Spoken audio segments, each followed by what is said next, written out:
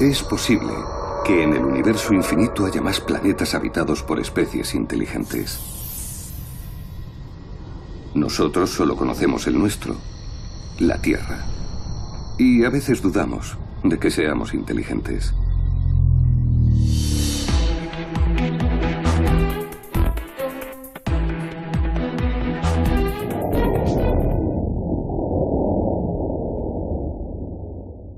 Por eso, quizá impresionados ante el espectáculo de destrucción y barbarie que habíamos sido capaces de hacer en lo que fue llamada Segunda Guerra Mundial, los países del mundo decidieron crear en 1945 la UNESCO, Organización de las Naciones Unidas para la Educación, la Ciencia y la Cultura, con la misión de salvar y conservar lo mejor de la humanidad.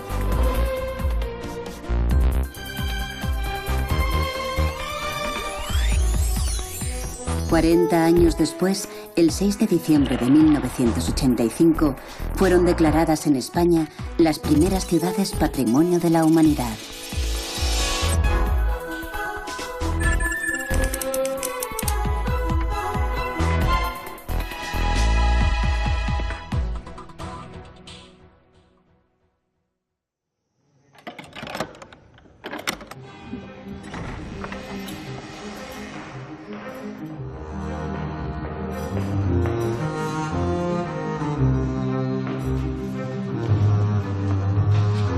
Hay ciudades que sueñan y nos hacen vivir sueños de piedra.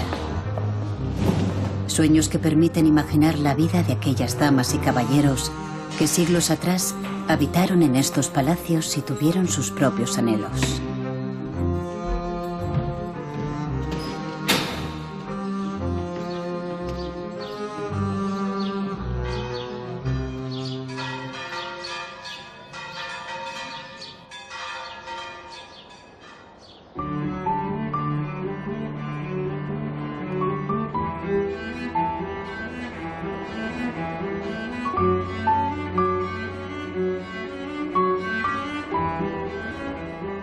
Norba cae Sarina, Castra cae Cilia, Cáceres, Cáceres. Una ciudad nombrada y habitada por romanos, visigodos, musulmanes, hebreos, cristianos. Pueblos que dejaron su huella en estos edificios, construidos unos sobre las esperanzas de los otros. Quizá todos tuvieron los mismos anhelos. La historia de Cáceres está tan presente en su arquitectura que basta colocar a María en la ventana de un palacio para que se despierten sueños de novelas. Películas de caballería que forman parte de nuestra memoria de infancia. La arquitectura también sueña y añade un valor sentimental al lugar. Cáceres es el tercer conjunto histórico mejor conservado de Europa. Una ciudad emblemática, patrimonio de la humanidad. ¿Sabrán los turistas que llegan a esta plaza la importancia de este lugar? ¿Por qué personas de todos los tiempos han escogido Cáceres para vivir?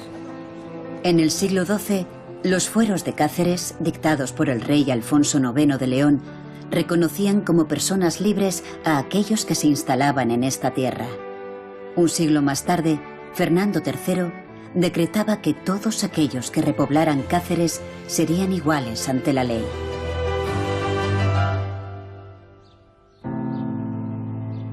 Daba igual que fueran cristianos, judíos o sarracenos.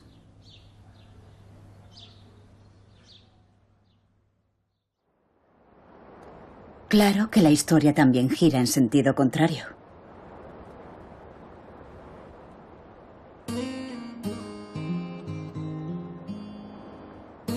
La Plaza Mayor es el límite que separa intramuros y extramuros. Un encuentro entre el mundo antiguo y el moderno. Entre la realidad que vivieron los hidalgos en sus palacios y la realidad del pueblo, que se ubica fuera de la ciudad antigua.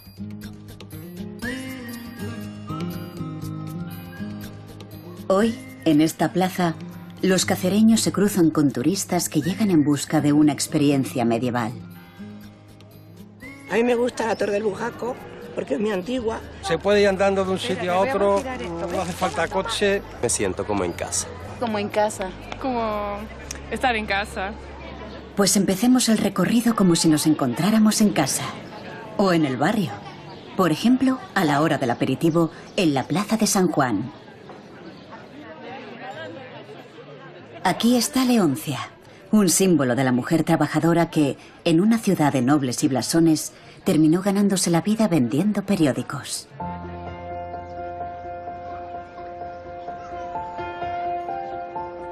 Si Leoncia pudiera hablarnos, nos recomendaría que antes de pasear por sus calles, entrar en los palacios y subir a las torres, hay que tomarse un respiro para coger fuerzas. Cada uno según sus gustos. La Plaza Mayor es también uno de los lugares perfectos para degustar cualquiera de las especialidades de la zona. Una torta del Casar, las migas o la perdiz de Alcántara. Desde este punto de encuentro, donde en el medievo se instalaron los mercaderes, se divisan algunos de los edificios emblemáticos de Intramuros. El Ayuntamiento, la Torre del Horno, de los Púlpitos y la Torre de Bujaco, una de las preferidas de los cacereños.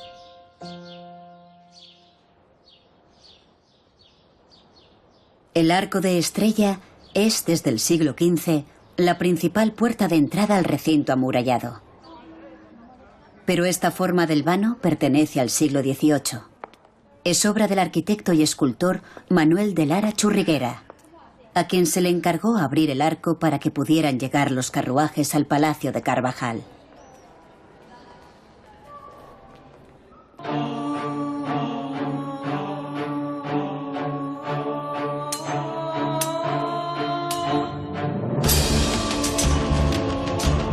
La Torre de Bujaco guarda una historia de leyenda. En el siglo XII, el rey Fernando II de León creó una orden militar y religiosa, los fratres, la semilla de la Orden de Santiago. Protegía a los peregrinos y a la ciudad del avance musulmán.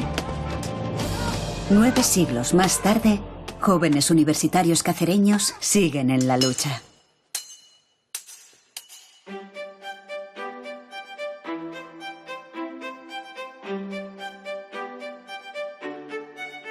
Cáceres es una de las ciudades europeas con más presencia de títulos nobiliarios. Ha sido denominada la ciudad de los 1001 escudos. La verdad es que cerca de 1300 blasones acuñan las fachadas y el interior de palacios y casas fuertes.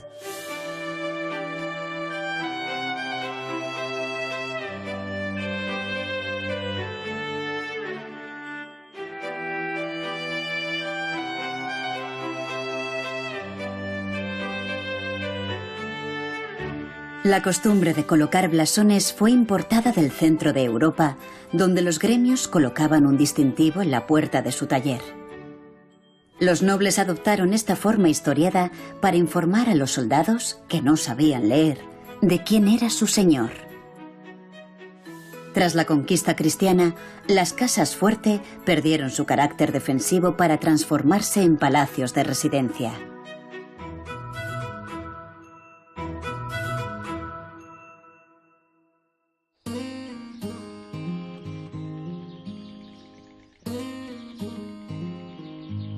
No es fácil tener la oportunidad de pasar el día de palacio en palacio, salvo si te encuentras en Cáceres.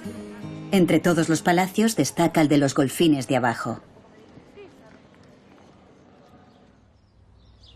Construido en el siglo XV, sobresale la crestería plateresca de la fachada decorada con animales mitológicos. El palacio albergó a los reyes católicos cuando visitaron la ciudad. Como cualquier palacio que se precie, el de los Golfines guarda una leyenda de amor. Él, Alfón Golfín, un Romeo a quienes unos consideraban un cruzado y otros un salteador de caminos. Ella, María Gómez de Bello, hija del alcalde de Cáceres, que puso muchas condiciones al primer Golfín para que se casara con su hija. Fuera leyenda o realidad, la última y única heredera de los Golfines, la marquesa de Santa Marta, ha convertido el palacio en un museo.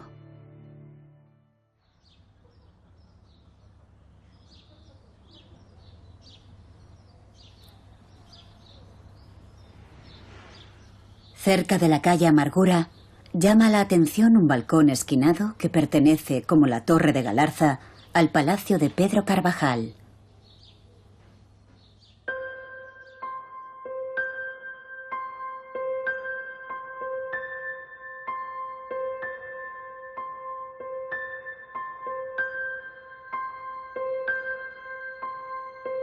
Hay que adentrarse en el patio para disfrutar de un auténtico lujo de los sentidos que invita a la contemplación.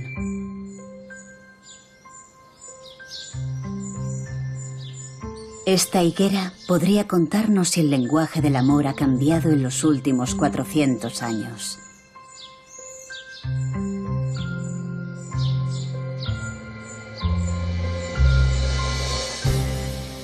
Claro que este escenario es mucho más que amores y finales felices.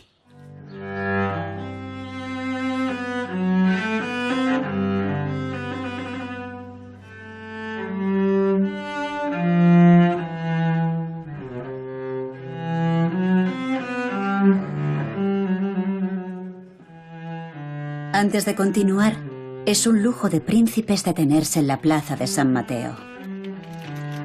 Junto al Palacio de los Golfines, la Casa de las Veletas y la Torre de Sande, dos amantes de la buena vida decidieron abrir al público un espacio para el encuentro: Atrio.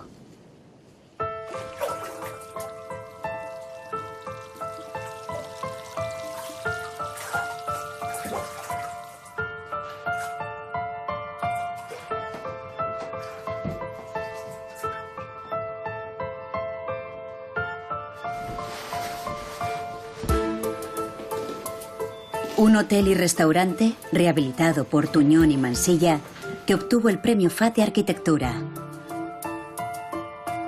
El ambiente permite disfrutar como un hidalgo del siglo XXI.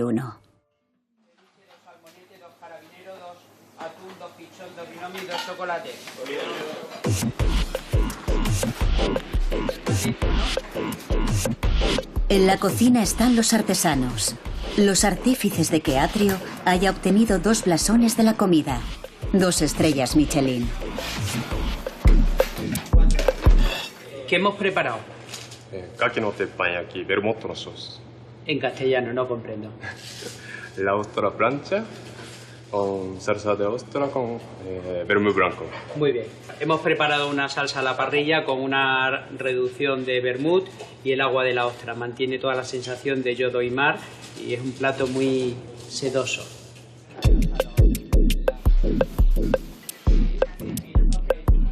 Mi postre favorito es este tocinillo del cielo, receta de las monjas de aquí al lado, que equilibra perfectamente un poco el dulce del tocinillo con el punto ácido del helado de yogur.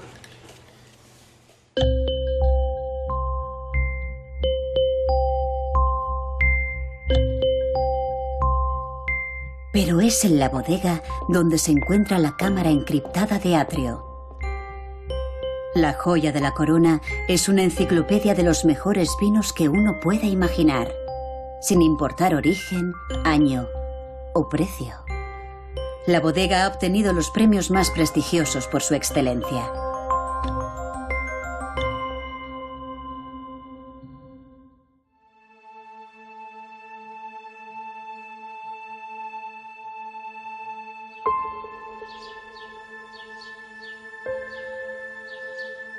Sigamos el camino de los hidalgos. La concatedral de Santa María es el templo cristiano más importante de la ciudad.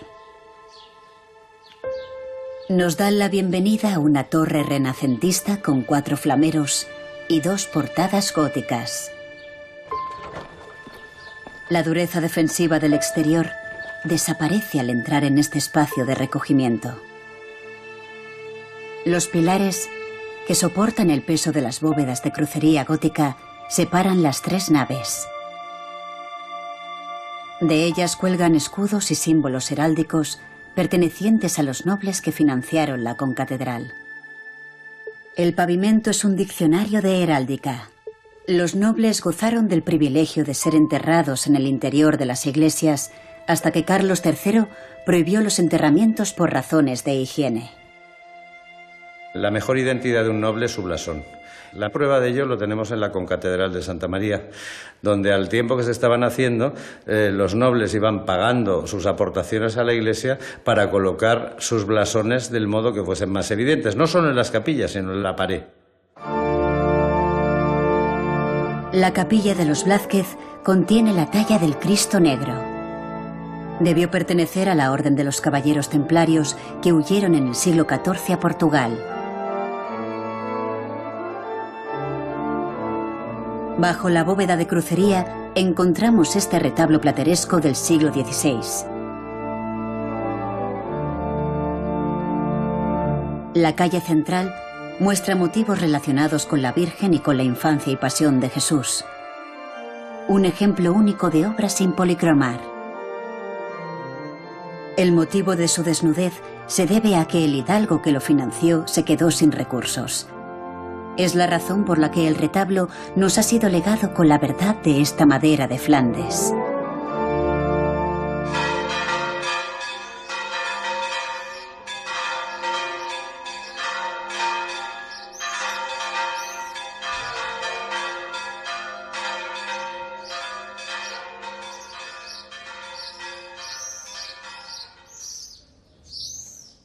Cáceres de cine.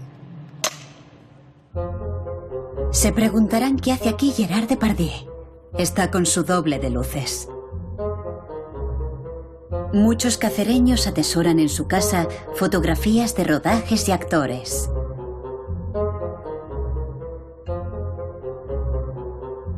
Desde los años 50, producciones nacionales e internacionales han aprovechado este escenario para sus películas. En Cáceres es difícil discernir entre ficción o realidad. Vamos a colocarnos así por aquí, porque vamos a ver este palacio. Bien, estamos delante del Palacio Toledo Moctezuma. Comentaros que este palacio se construye en el siglo XV, la parte más baja y la parte más alta un poquito más tarde. Como veis, es diferente, es de ladrillo, se hace a finales del siglo XVI, primeros del siglo XVII. De la historia del palacio hay que contar que Isabel de Moctezuma es la hija del rey Moctezuma II, su nombre original era Tecuispo y toma el nombre de Isabel cuando se convierte al cristianismo. Isabel de Moctezuma tendrá unos affairs con Hernán Cortés y de ahí pues saldrá una hija ilegítima que ella, Isabel de Moctezuma, nunca llegó a reconocer.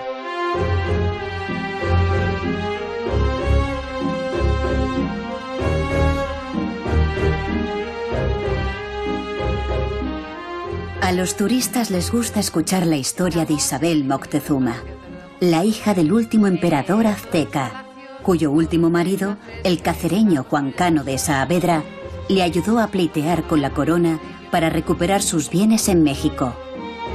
Lo consiguió. Nadie mejor que uno de sus descendientes para contarnos esa historia. Se han inventado 1000 historias sobre Isabel de Moctezuma. El traer a la realidad la vida de un personaje que tiene 5 maridos, que es 2 veces emperatriz de México, que tiene una hija natural con Cortés porque éste le promete matrimonio ante un cura y realmente incumple esa promesa y ella nunca reconoce a esta hija. Es un personaje clave para mí a la hora de entender la historia del México del virreinato. El Palacio de Moctezuma, vinculado con la conquista de México, es la sede del Archivo Histórico Provincial de Cáceres.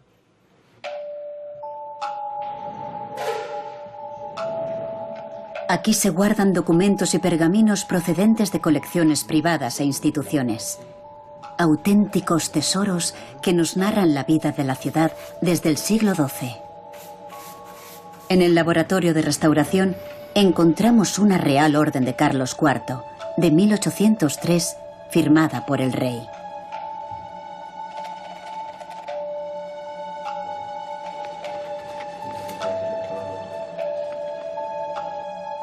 Para ocupar un cargo público o pertenecer a la nobleza, se solicitaba un expediente de limpieza de sangre, como este, fechado en 1729.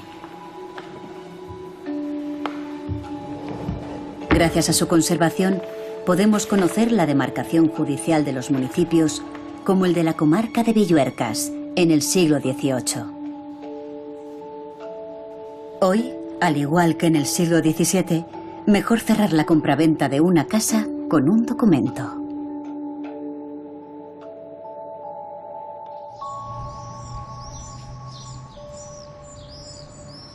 Junto a la grandiosidad de los palacios se encuentra un barrio humilde, San Antonio de la Quebrada, la antigua judería.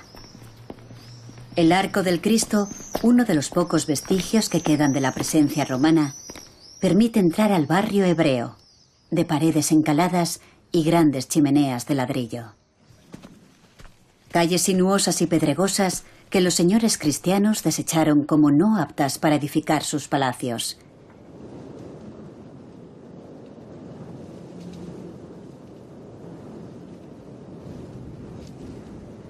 La judería vieja se mantiene intacta en el corazón de la ciudad monumental.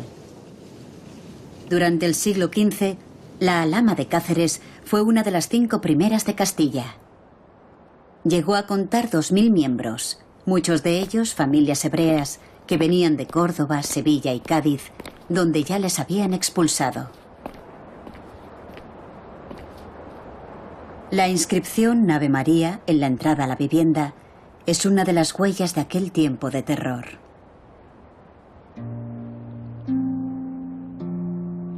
Los judíos debían hacer alarde de su fe cristiana, su única medida de protección.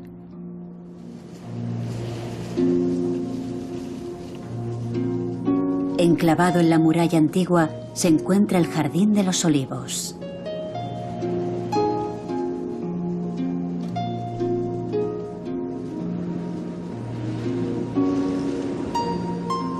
Posiblemente era un lugar de meditación y descanso después de salir de la sinagoga.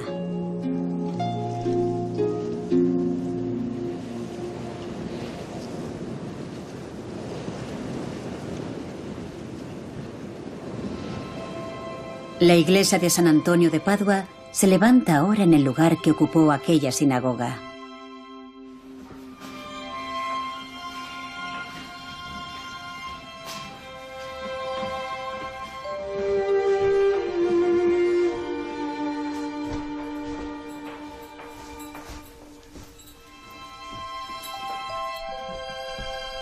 Hasta aquí llega el olor de los dulces que elaboran las clarisas. Hay que comprar pronto, que se los quitan de las manos. Sí, buenas tardes, Nombre de Dios. Hola, buenas tardes. Mire, quería carrumillas y yemas. Sí, una docena de cada. Sí, por favor. Aquí dentro de la Muy bien, muchas gracias. Pero los tiempos han cambiado.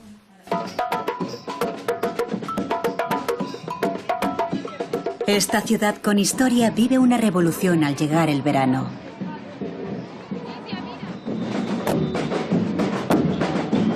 WOMAD, el Festival Mundial de Música, Arte y Danza que el músico Peter Gabriel trajo a Cáceres, incentiva el respeto y el conocimiento entre las culturas. Durante un fin de semana al año, miles de personas disfrutan, codo con codo, en un festival que también se celebra en ciudades de los 5 continentes. Como el buen vino y la cerveza de barril, la música es un idioma universal que reúne a todo tipo de personas y demuestra el sinsentido del racismo. Una expresión de alegría que dura del día a la noche.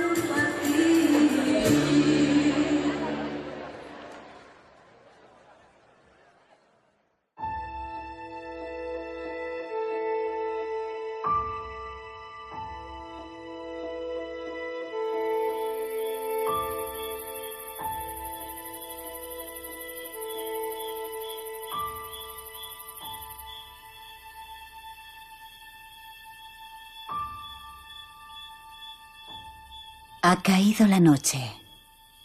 Es el momento de pasear y escuchar.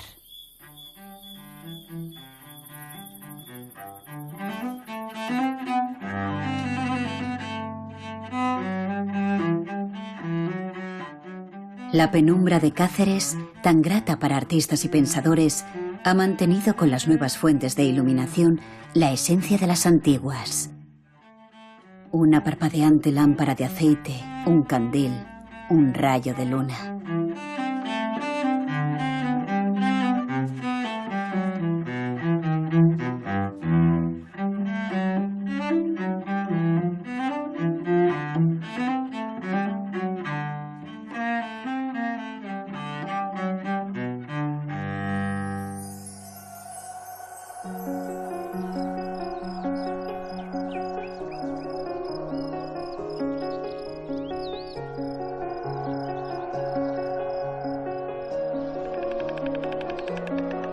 A 14 kilómetros de Cáceres, en Malpartida, se encuentra Los Barruecos, un paraje con yacimientos prehistóricos y formaciones graníticas. Declarado por la Junta de Extremadura Monumento Natural. En los años 70, el artista alemán Wolf Fostel se enamoró de este espacio que consideró una obra de arte y decidió levantar aquí un museo. Fostel decía que los verdaderos artistas y nobles del lugar eran los pastores y campesinos que vivían en Los Barruecos.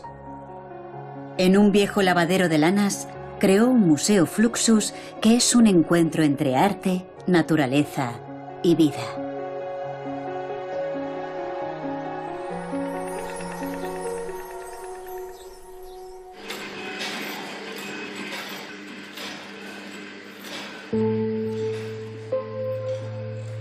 Fostel, pintor, escultor, pionero de la instalación del videoarte y de la técnica de collage, padre del happening europeo y cofundador del movimiento artístico Fluxus.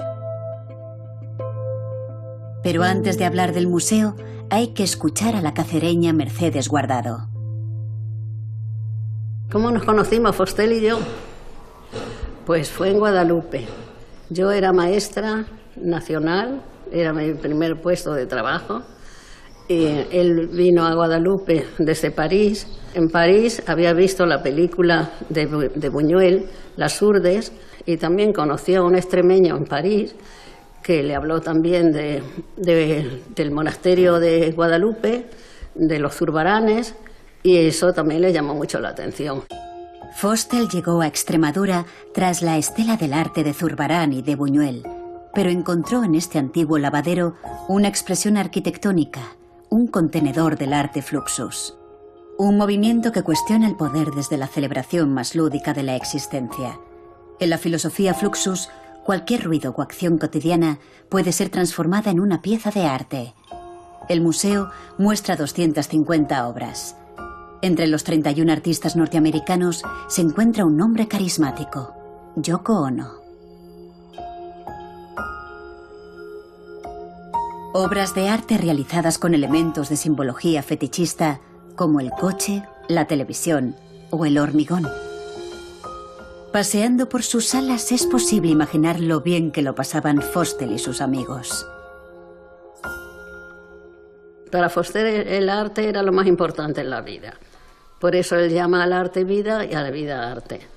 El arte es era para él tan importante que hasta antes de casarme me dijo, primero el arte y luego tú. Digo, pues sí, de acuerdo.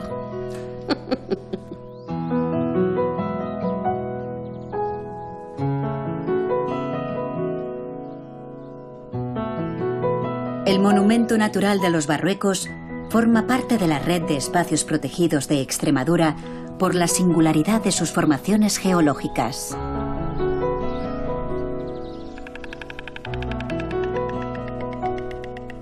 La cigüeña construye sus nidos sobre roca, sobre edificios, sobre árboles, también sobre grandes bolos graníticos.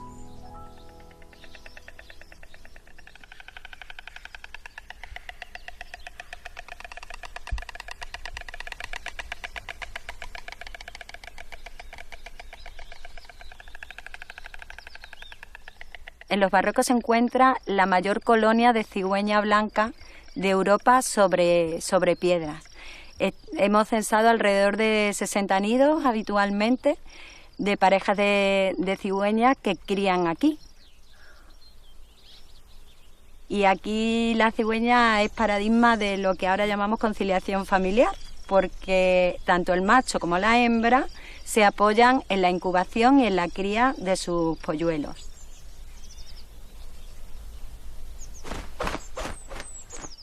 Como las aves, cada año viajan a Cáceres turistas decididos a vivir una experiencia única. Cualquier forma es buena para llegar a esta ciudad que se encuentra en el trayecto del Camino de Santiago y la Ruta de la Plata. Bonjour, merci beaucoup.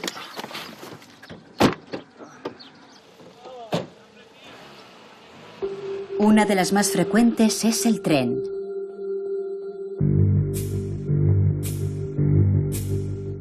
ferrocarril llegó en el siglo XIX gracias al descubrimiento de las minas de fosfatos y a la necesidad de enviar el mineral a Lisboa, de donde partía hacia el Reino Unido y el norte de Europa. Alfonso XII y Luis I, reyes de España y Portugal, fueron los encargados de inaugurar esta vía férrea. Un acontecimiento que elevó el tratamiento de la entonces villa de Cáceres a la categoría de ciudad.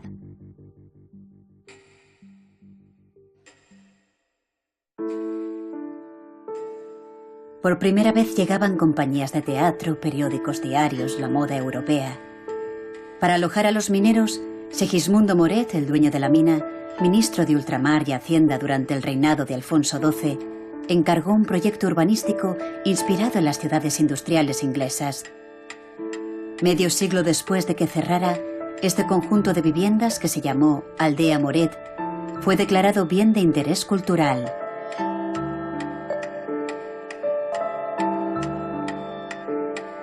Algunos de aquellos mineros y sus hijos portan estas imágenes. Ellos también tienen sus blasones.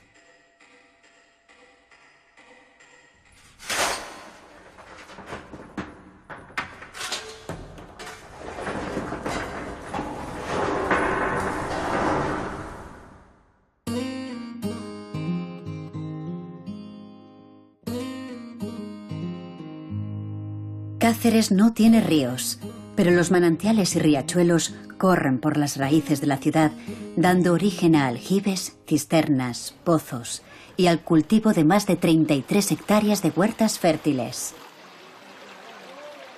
Durante la ocupación romana, la ribera del Marco debió ser la abastecedora principal de agua limpia. Pero fue durante el dominio islámico cuando el arroyo se aprovechó mediante sistemas hidráulicos. Es una de las herencias que dejó en la ciudad la presencia árabe. Otra es la muralla.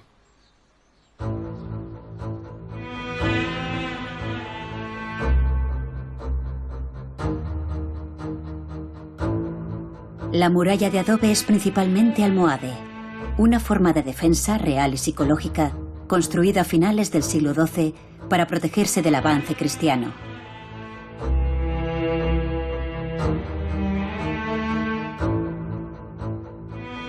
Debió de tener una veintena de torres albarranas, de las que se conservan 16. Permanecen en pie como testigos del siglo que los almohades habitaron la ciudad.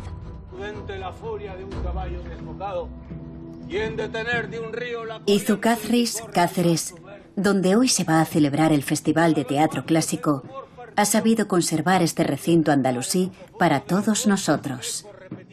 Sin duda, una de las razones principales por las que la UNESCO declaró a la ciudad Patrimonio de la Humanidad.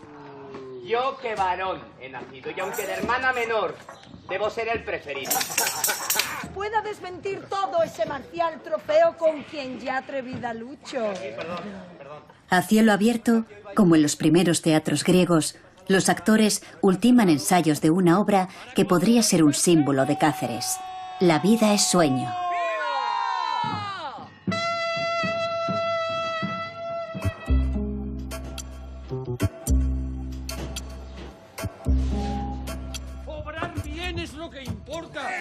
Si fuere verdad, por serlo, y si no, por ganar amigos para cuando despertemos.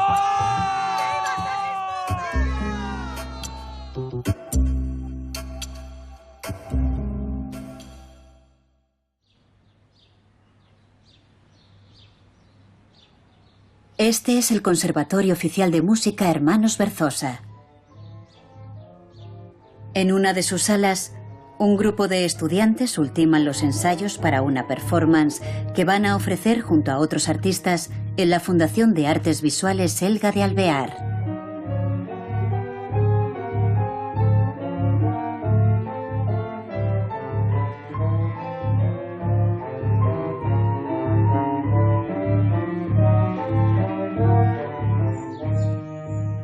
Con la voz humana empieza la música. Pero quizá antes estuvo el canto de los pájaros. Cáceres es una ciudad privilegiada por la diversidad de aves que aquí habitan. Es común encontrar ornitólogos por las calles tomando nota del aumento de algunas especies en la ciudad. ¿Una pareja, María Jesús? Y un milano volando. Mira, aquí hay 2 grajillas ahora. ¿Y otra que llega? En el tejado, eso se ha metido en el tejado. En el tejado, en la cubierta, por lo menos 4 parejas debe haber. Más de 4 parejas seguro. El jardín de Doña Cristina de Ulloa tiene su propia banda sonora.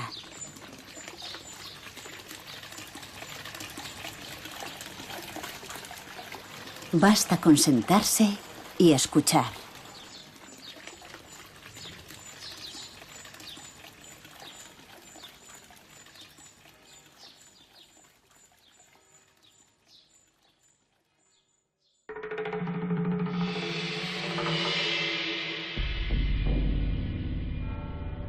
Salvo en el Palacio de las Cigüeñas, las torres tienen la altura de un castigo. La reina Isabel la Católica las mandó desmochar. Les rebajaron la altura. Se las descabezó. Quería humillar a los hidalgos que apoyaron a su sobrina, Juana la Beltraneja, en la lucha por la sucesión al trono.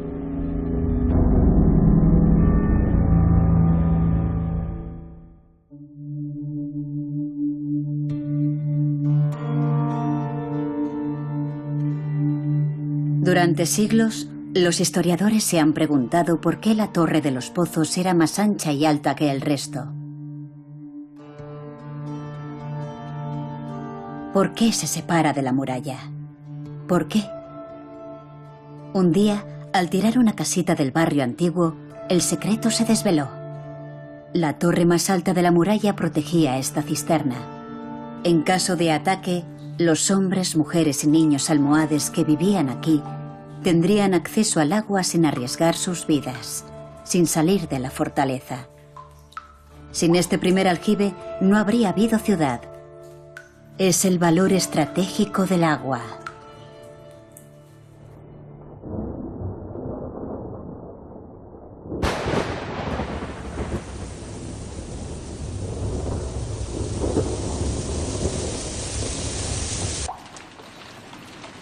Este otro aljibe, posiblemente de época posterior, es el segundo mejor conservado de Europa.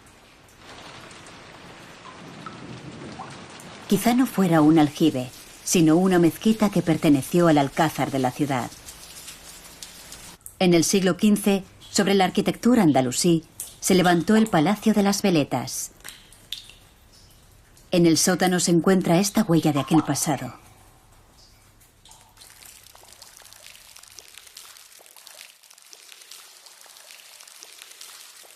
En el medievo, el agua almacenada en cisternas, como esta del convento de los jesuitas, era de mayor calidad y salubridad que la recogida de ríos o fuentes.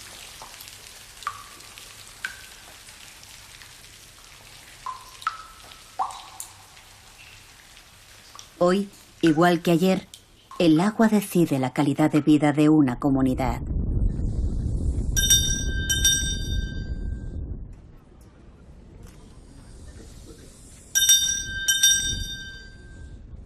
Que salga la hermandad del Cristo Negro. Dios lo quiere así.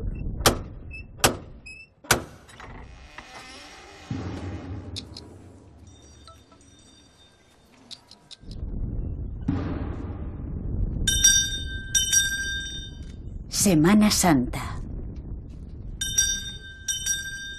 La procesión del Cristo Negro transcurre por las calles más antiguas de Cáceres. Pocas ciudades ofrecen un escenario que permite revivir esta tradición que cuenta con 700 años de historia. Los mismos que la talla del Cristo Negro.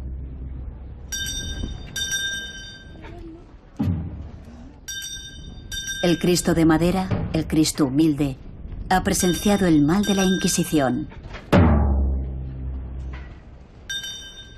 También el bien que la institución de los cofrades ha ejercido desde su inicio, ocupándose de los más desfavorecidos.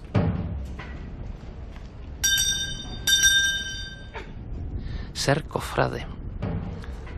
La gente no sabe muy bien lo que es ser cofrade. Eran las únicas entidades que atendían a los enfermos y a los condenados a muerte, a los desarraigados, a las personas abandonadas de la sociedad, quienes los atendían, quienes los enterraban, quienes los cuidaban.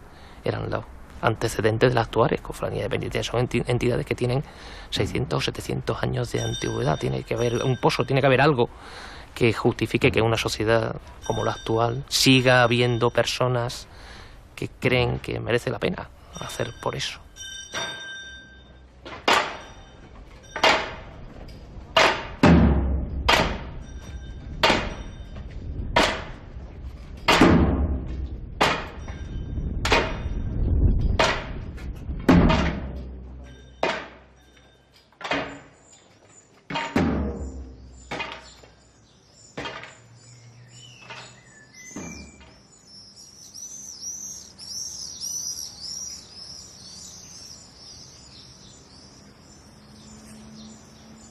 Ajenas a la historia, muchas especies de aves han decidido que el mejor lugar para vivir no es el campo, sino los palacios y las casas solariegas. El corazón histórico reúne cerca de 52 especies. Cáceres ha sido declarada zona de especial protección para las aves por su diversidad. El caso de Cáceres yo creo que es un caso único en el mundo para demostrar cómo es compatible la conservación del patrimonio cultural y del patrimonio natural. Es cierto que hay muchas ciudades que están protegidas, pero Cáceres es la única de todas ellas que además tiene un nivel de protección por la presencia de aves, especialmente por su biodiversidad. Pocos lugares en el mundo mantienen esta armonía entre piedra y naturaleza. Claro que algunos inquilinos pueden resultar incómodos por exceso de perfección. La cigüeña blanca ha decidido instalarse con todo lujo en la ciudad. Y como le gustan las casas bien hechas, reforma y reforma su nido hasta amenazar las techumbres. Por suerte, también hay buenos vecinos. Bueno, el mejor ejemplo de un buen vecino en el caso de las aves lo tenemos en el cernícalo primilla. Es una especie que no da ruidos a sus vecinos, que no da problemas de suciedad. Aquí la ciudad de Cáceres aprovecha los múltiples huecos que hay en los edificios, tanto en las cubiertas como en los paramentos exteriores, para nidificar. Y ha sido el motivo fundamental por el que se ha declarado una zona protegida.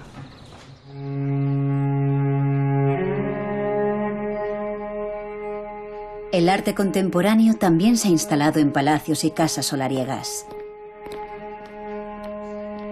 Basta caminar por las calles para encontrar una de las colecciones privadas más importantes de Europa. El Centro de Artes Visuales Fundación Elga de Alvear, instalado en este edificio y rehabilitado por los arquitectos Tuñón y Mansilla, alberga 2.500 obras de arte.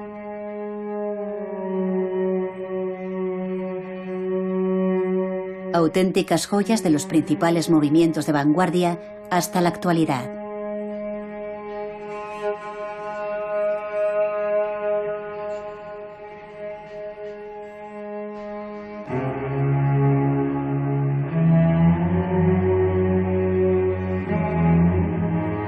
Obras que expresan una crítica social desde una perspectiva amable de la existencia. Según ella, una reacción a los horrores de la Segunda Guerra Mundial que vivió en su Alemania natal. Pero, ¿por qué Elga de Alvear ha escogido Cáceres para instalar su colección? Primero, que es una ciudad medieval, que tiene todo tan derecho y queda... Yo, además de que me han elegido a mí, no yo a ellos, porque he buscado por todos los sitios para tener un hueco para mi colección. Pero ahora estoy absolutamente feliz porque es tan austera y toda esa alegría que mira aquí a mi alrededor, que son todos súper artistas, ya famosísimas, y que luego ves esa austeridad de esta ciudad. Yo creo que eso ha sido una suerte. A veces la suerte te coge a ti, no tú a la suerte. Hoy nosotros también estamos de suerte. Sigamos el camino de la música. Hay performance en el Centro de Arte. Los estudiantes y profesores del Conservatorio de Música y un grupo de voluntarios construyen juntos esta creación.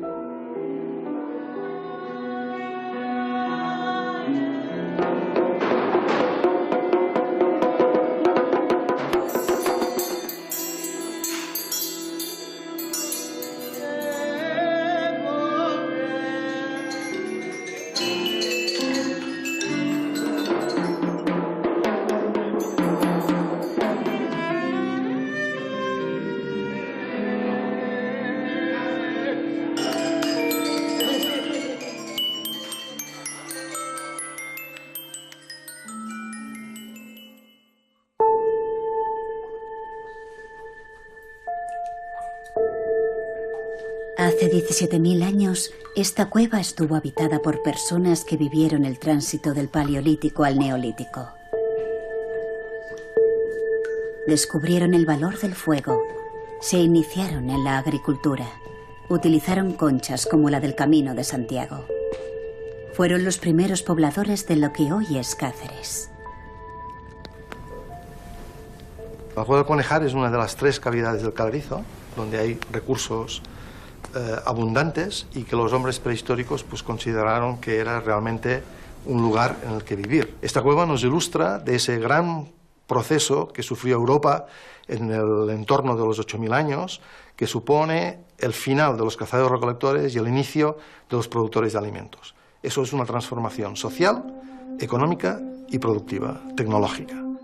Pero es la cueva de Maltravieso, de la época neolítica, la que ha despertado el interés de los investigadores, la que formula preguntas que aún no se han resuelto.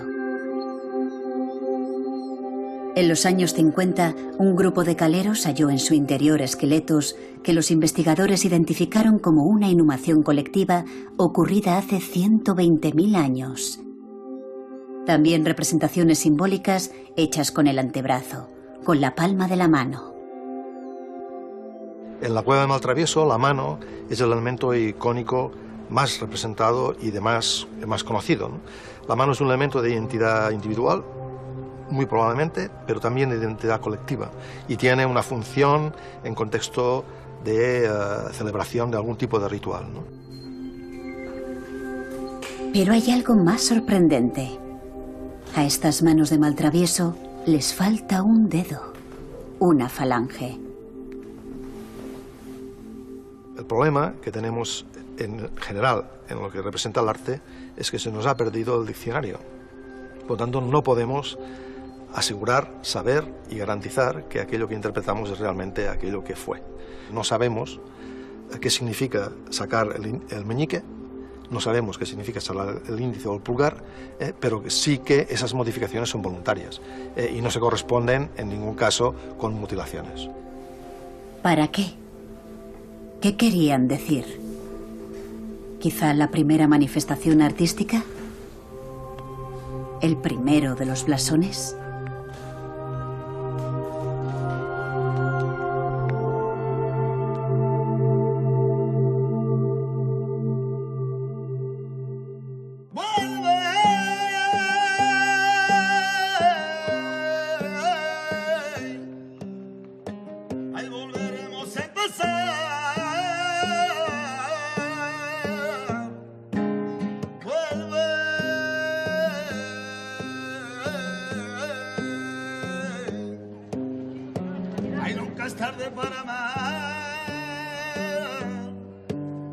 Aquí nunca es tarde para amar.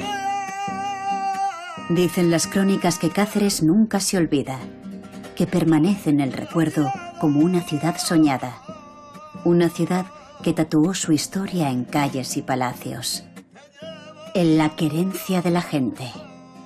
Volver por su historia, por la naturaleza, por las personas que aquí habitan, por el placer de volver a Cáceres, patrimonio de la humanidad.